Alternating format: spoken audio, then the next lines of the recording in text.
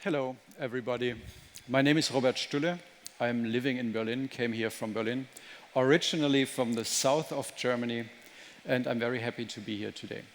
What I'm going to talk about is designing for content. I'm trying to bring to you a little bit of an design agency perspective to our content topic that we have at this conference. So let me ask you, I don't know really when I look at you how many of you are content strategists. Can you just show me how many of you are out there? We have 1, 2, 5, maybe 8.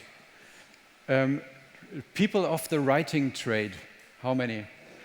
Oh, one more. Okay, that's a lot of people writing. Designers. Okay, there's also designers. Hi, designers. Developers. What? Not 0 developers. Okay, that's interesting. Today I'm going to talk about how we cope with the daily ongoings in our projects, how we deal with our clients, and what designing for content, in my perspective, really means. And I'm excited about this thing because I've never had this. Normally I have my own clicker, but this is the conference clicker, and it looks a little bit like my first Sony. There's only 2 buttons. A green and a red one. It's like, yes. Okay, hello, here I am, Robert Stulle. I'm partner and co-owner of the office Edenspiekermann in Berlin. And I start off with giving you a little bit of an overview of what we do and who we are. We're about 100 people, all scattered around 4 locations, not really scattered. Biggest one is in Berlin, and then we have a location in Amsterdam, and some small offices in Stuttgart and in Berlin. Interesting is that we come from very different backgrounds. So we are not only designers, we are a lot of different people, and we have a lot of people that come from other trades and that have changed their career somehow. And it's interesting to work with someone who did different things before and brings a new perspective to the picture. This is how it looks like in our office in Berlin. Very clean, this photo. You will see some more messy photos later on. And let's talk about the trade of designer. What does a designer do, a graphic designer? I myself was trained in graphic design and visual communications, and there are certain tools of the trade. But these tools have changed a lot because the world has completely changed in the past 10 years. Nothing is like it was in 10 years ago. I mean, 2004, everything was different. We'll look at that later. So another tool set that has emerged in our office as well is the digital tool set. In our group that works on digital products and services, we have the half of people who work there are developers. So we have an equal distribution of designers and developers working together. And we have discovered for us this word of digital craftsmanship as describing what we do. So designers, developers, content writers, and concept developers are working together to create stuff for our clients. So what do? We use digital tools. We also use cutting and copy-paste in the real-life world with scissors and pen. But what do? We design meaningful, smart, and seductive brand experiences so that your customers become your followers. This is how we packaged it in one catchy sentence to describe. Or as Edenspiekermann, our founder, says, we do cool shit, but maybe that's not specific enough. It's stuff like this. And before we go into things that we do, I want to show you quickly what we don't do. And this is very important, I think, to understand where we come from and where we want to go to. Oh, this is not even on yet. This is my timer, so I know how much time I have. I should better set it on. So this is the traditional waterfall method process. You all know this. You start with something, there's maybe even a concept phase in the beginning, then there's some design, then comes a technical implementation, and in the end, there is content poured into that technologically and graphically designed bucket where you can just pour it in. And of course, that does not work at all. That's a pretty broken process. Projects break here, they break again here, and they break everywhere in between as well. And even if this process was really good, it could never be, at the very end, could only come out this what the first guy in the beginning was able to think about. But these projects go on for weeks or months, so the probability that the end result has a high relevance months after the process is very low. It's much better to work in a different way. And we have adopted an agile way of working, where design, content, and technology are three main streams that go out through our projects all at the same time. So we work in iterative ways, and we work with agile methods to realize our projects. In multidisciplinary teams, where designers, coders, and content people, if I can say it like that, work together. Interesting is that we also don't have these throwaway in-between milestones like mock-ups, Photoshop mock-ups, for example. Because a Photoshop mock-up is a pure simulation. This is what it could be like in the end, but it will not be like it because we redo it completely again in code. And then you have an in-between thing that you can just trash and throw into the trash can. We are not interested in this. We want to create relevance from the beginning. So we work on the real thing from the get-go. There's a beta, there's a version 1, and then it carries on. Because digital projects also are never done. It's never finished. It always carries on later. So to illustrate that point again, I truly believe that design, content, and technology are three different aspects that need to come together at the same time and be dealt with at the same time to create what we all strive to create, what we at Edenspiekermann and I personally really want to do, create relevance. We want to do stuff that adds to what our clients have and that adds to what the customers of our clients really experience. Some more pictures to show our world. Well, what are we doing? We're creating a lot of websites, for example, like here for Red Bull Music Academy, the radio website, or other stuff for Red Bull. Red Bull is one of our biggest clients. We also just launched this spring and a new website for FontShop. It's the nextfontshop.com. That's an e-commerce platform for selling fonts, typefaces. Or we do stuff like developing brands. This is something new that will hit the market later this year. We do mobile apps. We do apps for smart TVs. We do brand development in a lean way. That's something new that came up in the past years, where we work with startups, for example. And a lean brand process is that you only do the stuff that you need to do in this moment of developing the brand.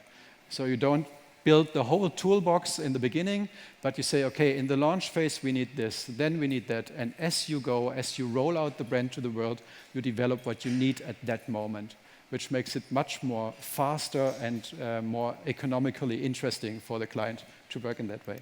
Of course, we also still do big brand development for big international companies like this one. You've maybe never heard of them, but they're a global market leader in their field. And we venture more and more into campaigns, which is also a very interesting field, and digital editorial. I'll show you some more examples about that later. This is something that we do a lot currently. Another thing that I want to point out, and I have a special reason to point it out, is service design. We created in Amsterdam, for example, this service where you see above the train a gigantic TV, like you know it from sports stadiums, LED screen, sorry, that goes the full length of the train. And before the train actually arrives, it displays the train in its real size, and it shows you where the first class is, where second class is, where you can go with your bicycle, where the train ends, where it begins, and most importantly, it shows you which parts of the train are already pretty full and where a lot of people are already present, and which parts of the train are still empty.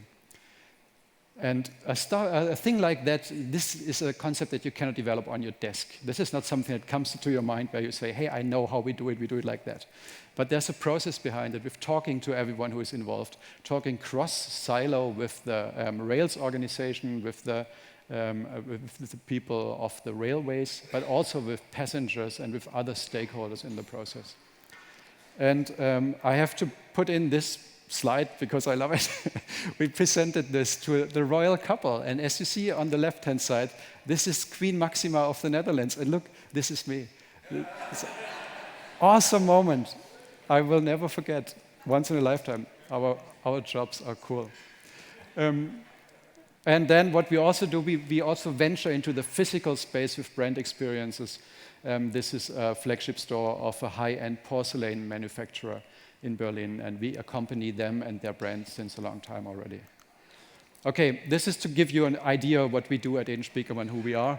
We are designers and techies. This is also something that I love to show because it's important for people to understand that the trade of design has fundamentally changed. Technology is a design tool as well, and this is how we work. We create strong brand experiences is the all-encompassing idea under which we operate. So when I talk about our company, I say we do design for content. But what does it really mean, designing for content? And this is also the topic of the speech, so I should elaborate a little bit. I see it like this. If you look at what design is, there is this huge misconception that design is to make things beautiful. But that's not the case. Design is the process of making things work. You create something that should work, and when it works, in the end, it will also be beautiful, which is like magic. It works that way. But the whole notion of design is like a sauce that you pour over at the end of the process, or design is like a superficial decoration, is a completely wrong conception of the idea of design, at least in my humble opinion. And I'm just talking for myself here, but I think this is important to clarify. So, one back. I want to use some metaphors. Who of you likes architecture? Yeah. Who of you like sports? Okay, it's a great big overlap in the Venn diagram. How about video games? Oh, it's a huge audience. Popular culture, comic books. Ah, there's a lot. There's only a few blind spots in the audience, people who don't like anything. But sorry, just a joke. I want to use the metaphor to explain our conception of designing for content. With it, what you create for content is like a vessel. It's like a building, and you know where I'm going at with this. It's something that you create. It's like a vehicle to bring content across. So this is a nice building made for one specific content.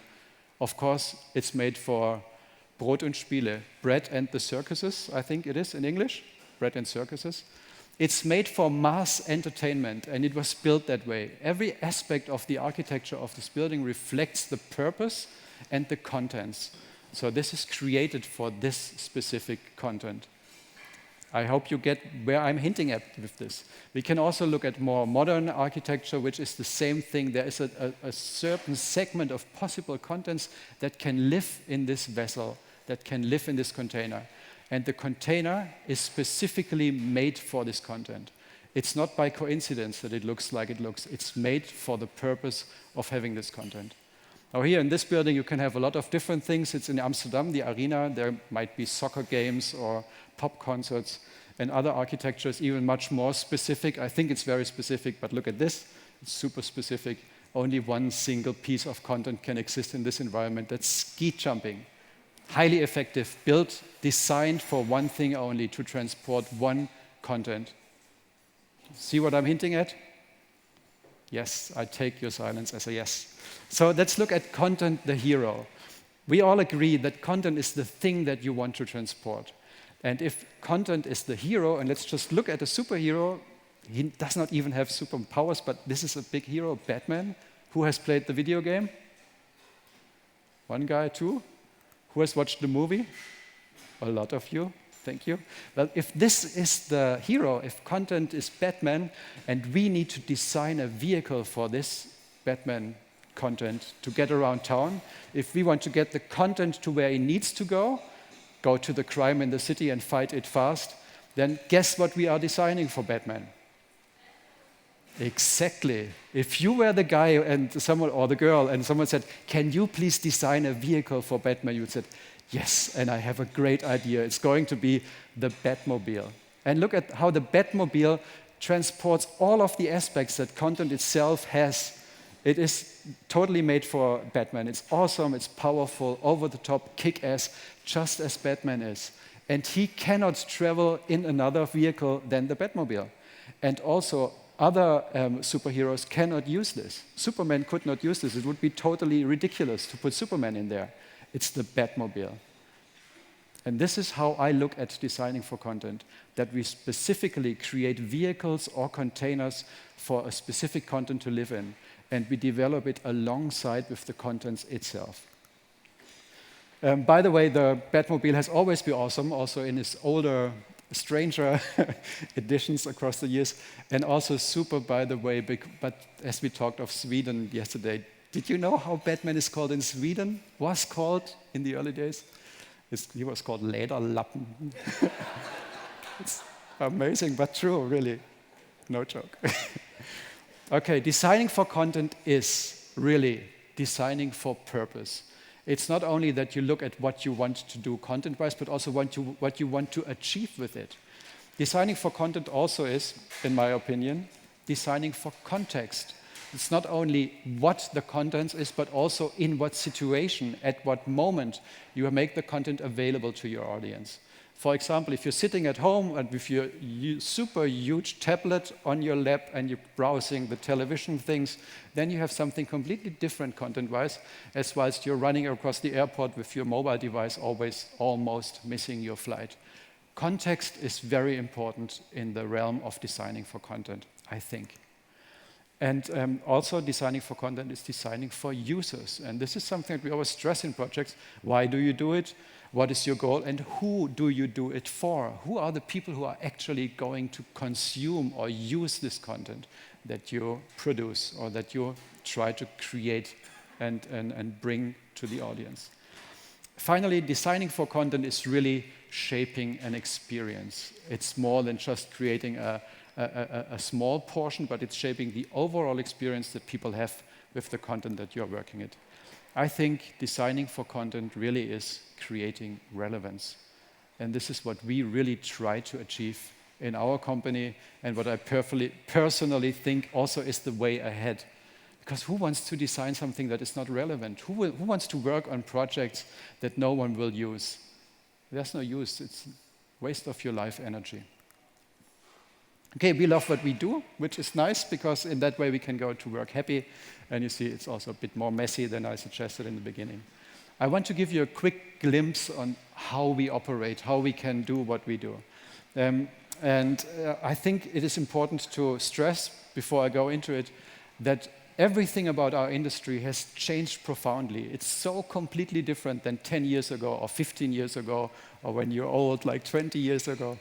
It is not the same anymore.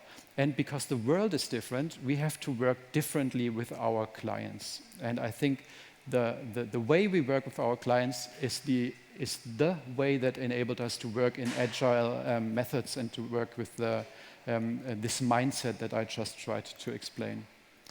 When we meet a new client and we start a project with them and they said, okay, let's go, and we have already talked to them a lot because we need to win their trust first, that they go with us on this journey of creating a new project.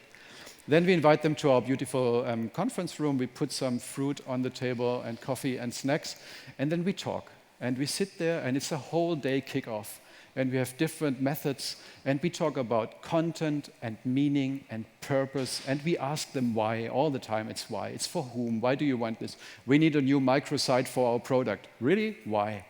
Because it needs to be sold. Why? And then in this way, we really get to the bottom of what they really want to achieve.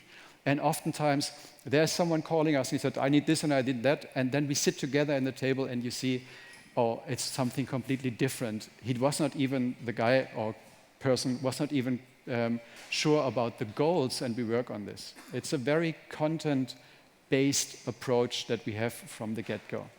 Then another thing that's super important is that you work with the whole team. And that's not only a big team from the client side. I love to work with people from all different silos within an organization, because oftentimes in our meeting room, they sit for the first time together and talk about this project together. They don't know, sales did not know what marketing meant when they said we need a new website, for example. And then we don't only have the people from the client, but also our people join. So that's a huge team. Sometimes it's 15 or 20 people in one room, and they spend the whole day, but we have methods to make it interesting and not boring. So the whole team works together, and also something that is super important, that this is the actual CEO working with us. And this is something that we also want to do, get as high up in the hierarchy of our client as possible to talk with the decision makers from the get-go. If this is not possible, it's always interesting to ask why it's not possible. And then you can also ask what value they expect to produce in their project if the time of the CEO is totally unavailable. And we are sometimes pretty demanding, but I think it's important. And here's a little technical tool that we use. It's the product vision board. You maybe know it from other processes. In this board, we work that way that we have persona descriptions at the top. You're all familiar with the concept of personas. It's like prototypical users. We describe them. We develop the personas together with the client. And then the whole team, everyone writes little notes. We spend a lot of time writing Post-it notes. And we post them up, and first it's user needs. So what does this user need? Boom, boom, boom. And then we make clusters, and we compare, and we see what people think is relevant for our users or not. And then we write, oh, if the user wants this, then we better create that with the outcome of this. So a user need might be, I want to compare product A with product B. Then we say, so we make an easy way to comparing product with the effect that the comparison is painless and joyful, and the person will probably buy the item. Or another thing could be, I don't want to miss my plane. So in the app, there is a thing that pops up when you're walking in the wrong direction on the airport so that the user does not miss his plane, and so forth. And with this technique, we anchor every decision that we take in design or technology, we anchor it in an actual user need. Everyone works, and of course, you think if you look at it, maybe this only works with hipster people, or only with startup guys, or technology people.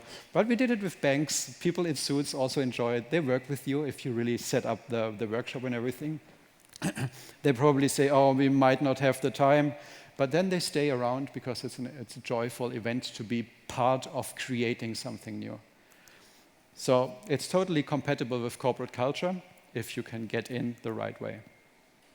Look, this corporate plant, for example, this is beauty. It's at a bank, and I love this environment, and I love the people there. And very important also is to have your client present at your side, or this is how we work, at least. This guy is called Ivo Gabrovic, and he is the head of marketing of FunShop International. And I think he spent more time on this couch in the past months than at his desk, working with our team.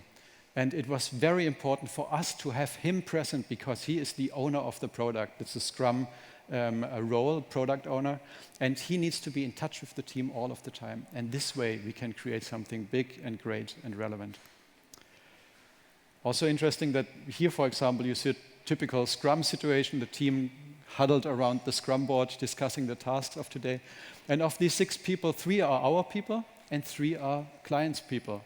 They are full-time employees of our clients, but they work with us in our project for months on end. So a mixed team is very beneficial. Okay, I showed you a little bit how we work, and now I want to show you some stuff that we did for Red Bull, or better, let's go back, not for Red Bull, but with Red Bull, because we work not for them, but with them, really. We developed something very interesting that I want to share with you quickly. It's like the Red Bull Music Academy, if you're familiar with this concept, but it's another academy called Amapico, and it is in southern Africa, and it's a convention for social entrepreneurs. And they get together and they share their stories, and they get training on how they can build their stories and bring them to the world. They get training on how to present, on how to work with the press, and also how to work with each other so that their project gets supported and gets known in the world. And a part of it was us. This is the guy with the glasses is my colleague Paul Woods from Ireland. He was there in South Africa for some days, and he worked with the people there with a thing that we built called the Story Builder. It's a very simple CMS that we created that per drag and drop, you just use elements and you build very beautiful single-page long-form formats. And this enables the entrepreneurs to share their project with the world. The stuff that comes out, for example, are pages like that, and it's an overview of the people that were involved. And with this tool, that very simple user-friendly CMS, the people were for the first time in their life, were able to create a fantastic format for their story and share it with the world. Things like this came out. I can't really show it to you in scrolling. You have to really experience because it behaves differently. But the stories that came out are very powerful. Another example, very interesting to look at, is what we did with Schweitzer Illustrated. Do you know this, Schweitzer Illustrated? It's like the Gala. You know the Gala in Germany? It's a people and fashion magazine. It's a gossip magazine, more or less. And together with them, we created, first to start off, a really good idea of what we really want to achieve. In this case, the product vision was create the reference for women in the German-speaking part of Switzerland for the topics people and fashion. And in an agile method, together with our client, we created this, which is, of course, fully responsive, how we always work, full of beautiful web typography that we always do. The way on it was interesting because we conducted some user research. Then we had to work with the client as well, because they're a traditional publisher, to fight the myth of control. I want this here all the time. It's not possible. There's so many screens. We all know this. Hierarchy, not position. That is also a thing that comes up in these discussions. That on the right-hand side, you see the CMS, and on the left-hand side, you see the result. You only attribute the importance on the page to certain elements, and then depending on the page size, these things get reordered and reshuffled. So it's modules, not pages. You see how they behave differently across different screen sizes. It's just some elements where you can see how they behave differently. And advertising, that's also a kniffliger Job, wie man sagt. A difficult thing, a tough nut to crack if it is for a responsive environment. And interestingly, there as well, the thing is never ended. So with our clients, we always say, let's see you again 100 days after launch. Let's sit together again and look at the current situation and discuss what we can improve and where we can go together. And another project, the last project I quickly want to share, is Zeit Magazin Online that we worked on together with the whole fully editorial team at Zeit. This is the result, with some new forms of playing around with content and trying to really bring the spirit of Zeit Magazin into a companion website that lives online. Some of the coders got freaked out after looking at this for days on end. So this is how it looks like now. This is how it looks like right now. Zeit Magazin Online.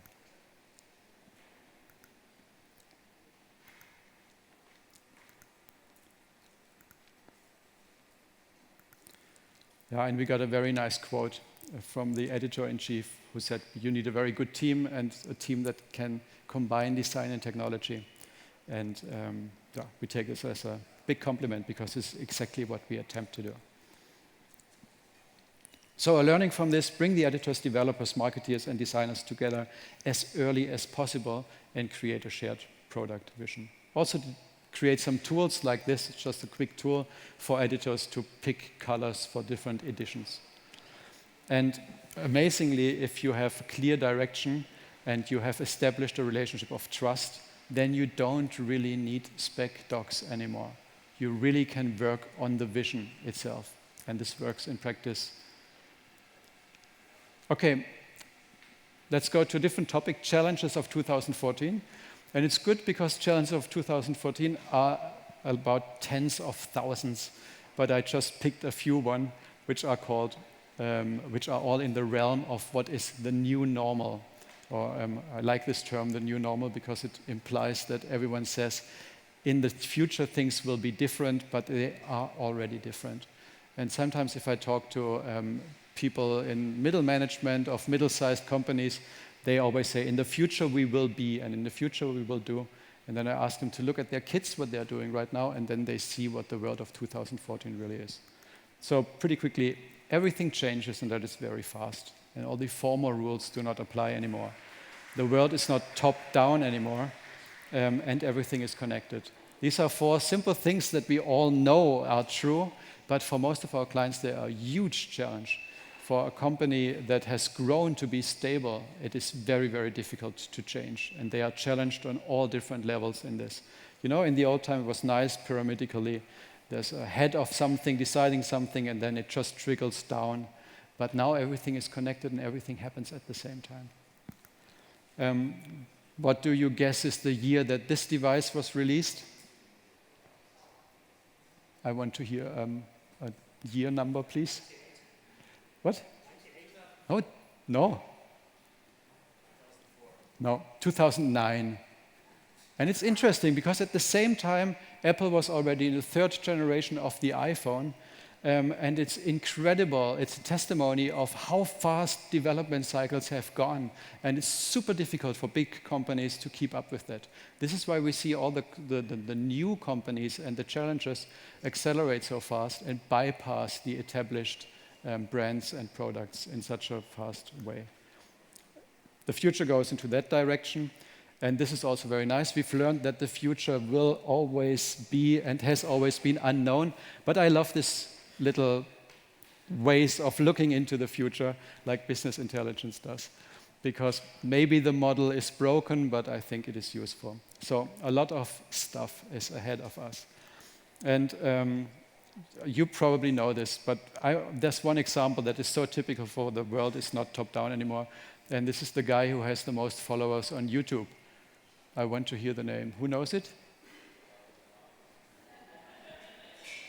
Most followers on YouTube is? It's not Sony, it's not Disney, it's not CNN.